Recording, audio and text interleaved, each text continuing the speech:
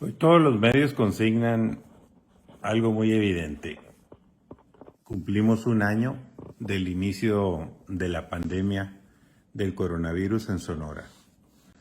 Esto, pues, ha dejado enseñanzas, pero más que ellas, ha dejado una secuela de enfermedades, de muerte, y también ha dejado un sabor de boca sumamente desagradable por los efectos que ha tenido al interior de las familias, los efectos que se ha tenido en el sector educativo, es decir, el modus vivendi que teníamos los sonorenses de mandar a los niños a las escuelas o los maestros pues darles sus clases cambió radicalmente.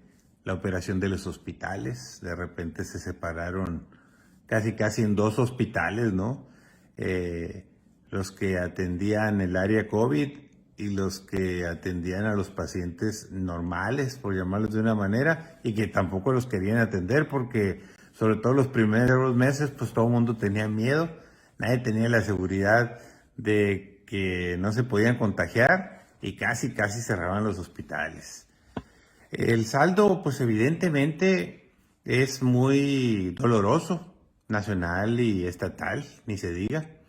La imposición en una estrategia, pues que ha sido muy cuestionada a nivel nacional y también aquí en Sonora, de poner los famosos semáforos, cuando todos sabemos que los semáforos, pues siempre en todas nuestras vidas ha sido verde, amarillo y rojo, punto. O sea, así de elemental. Y cada quien sabe las consecuencias que significa los tres colores.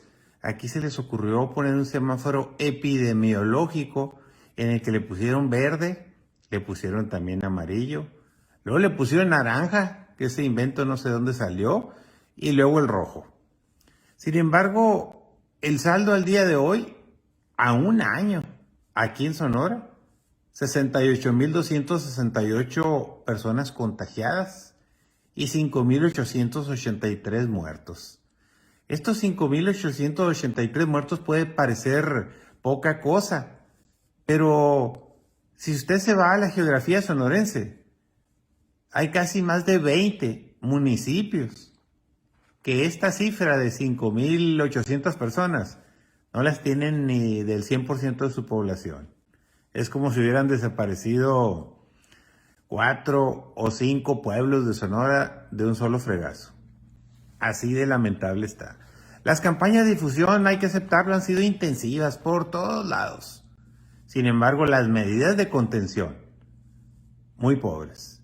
Cuando se han tenido que fajar los pantalones o las faldas, en este caso, por la gobernadora y las alcaldesas, o los pantalones por los alcaldes, pues han sido muy pobres. Siempre ha habido campañas y amenazas de que todo el mundo se debe quedar confinado en sus casas y no salir, y que va a haber retenes y que va a haber etcétera, etcétera, y todo se acaba en bla, bla, bla, bla, bla. No ha habido mano dura. Nunca hubo mano dura. Solo una vez, recuerdo perfectamente, una vez, y lo consignamos y lo consignaron los medios, cuando se pusieron los retenes en la salida San Pedro del Saucito, y en la salida Vallaquino, en la salida Guaymas, en la salida Nogales. Fue interesante ver cómo sentíamos todos los ciudadanos que la autoridad estaba haciendo su parte y teníamos que confinarnos en nuestra casa, porque en aquel entonces el grito era quédate en casa. Después vino la circunstancia aquella internacional de que, aparte de las actividades esenciales que se manejaban al principio, pues se iban a sumar otras que eran parte de la cadena productiva internacional, etcétera, etcétera, y pues se abrieron las maquiladoras, se abrieron algunos sectores como el de la construcción, la minería y todos los que implican dinero. Pues son intereses económicos, eso es comprensible, porque pues tiene que seguir funcionando la economía, y la gente pues ya desesperada de estar confinada, pues está bien, les pagaron el primer mes, digamos el mes de entre marzo y abril, sin trabajar, pero pues con un sueldo mínimo. Pues en Sonora nadie gana el sueldo mínimo, en México tampoco, ¿no? Pero todos sabemos que es un fantasma o una quimera o un engaño, el famoso salario mínimo. Entonces, sucedió que viene el segundo mes y bueno, pues aguantamos vara todos, los empresarios y los comerciantes y los prestadores de servicio, y siguió la cosa. Ya el tercer mes la cosa empezó a ser crisis. Ya no había dinero ni para reabrir un posible negocio porque todavía seguíamos en semáforo rojo, y mucho menos dinero para pagarle, seguirle pagando a la gente. Y entonces empezó esto a ponerse difícil. Pero también hay que decirlo, que hoy en día, pues las medidas de contención, aparte de haber sido pobres, también las de la responsabilidad ciudadana, es decir, las medidas de prevenir el contagiarte o el no salir de casa, las vamos a poner en un 50 y 50. Había 50% de ciudadanos responsables y 50% de ciudadanos irresponsables totalmente. Y fue cuando surgen una y otra vez los casos por todos lados de las fiestas, no solo de jóvenes, también de adultos, salidas a todos lados sin tener necesidad. El quédate en casa empezó a ser rebasado, olvidado, casi se pitorreaban de él, y empezaron a darse también las confiancitas, pensando muchos que cuando estaban en familia o en confianza no pasaba nada. Y también vinieron las secuelas. La movilidad, aún en semáforo rojo, era una vacilada. Los bulevares llenos de carros, los transportes públicos, todo se movía. La verdad es que es lamentable que se hace política y no medicina o ciencia con la pandemia, a nivel nacional y a nivel estatal. Se nota de manera muy clara cómo de repente se sacan de abajo de la manga a nivel nacional y estatal el hecho de que pongan un semáforo verde que nadie cree, al que nadie le tiene confianza. Es curioso, pero nunca había visto una decisión tan cuestionada. En vez de celebrarla y ponernos felices y decir, órale, ahí vamos, todo el mundo le está echando fregazos al hecho de que hayan declarado semáforo verde, y no por las vacaciones de la Semana Santa, sino por las campañas políticas en un acuerdo nacional, político, no sé si de la CONAGO o con el presidente de la República en cortito, o no sé. Pero curiosa y mágicamente, la política convenció a la medicina y le dijo, váyanse al semáforo verde, total, luego pagaremos los platos rotos. Primero, que me elijan a mí al cargo que estoy aspirando, y ahí se le echa el pueblo. Ya veremos luego cómo lo resolvemos. Porque pues así hemos ido dando tumbos, desafortunadamente, como aquel personaje que decía, pues el cubrebocas no sirve para nada, México va a tener en marzo 6,000 muertos y vamos a contener la famosa curva y vamos a llegar al pico más elevado y luego vamos a caer, y cuando muchos va a haber 6,000 muertos.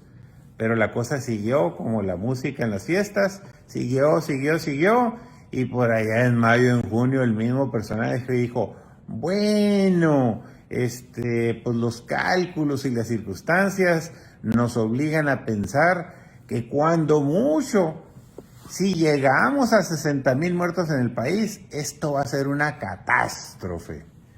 Pues fíjese, en Sonora tenemos un año, pero a nivel nacional tenemos 195,000 muertos confirmados, y hay otros que aseguran que son 200 y tantos mil. O sea, tenemos una cuarta catástrofe, 4 veces la catástrofe dicha por este personaje que no necesito ni decirle el nombre, porque hasta él, que era el promotor de la campaña que el cubrebocas servía para pura fregada, tiene coronavirus.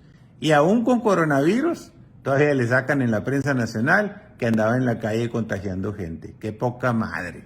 ¡Qué lamentable que tengamos ese tipo de ejemplos y esas circunstancias! Por eso he insistido y persistido. El semáforo verde es falso o es engañoso. Viene la Semana Santa y la Semana Diabla.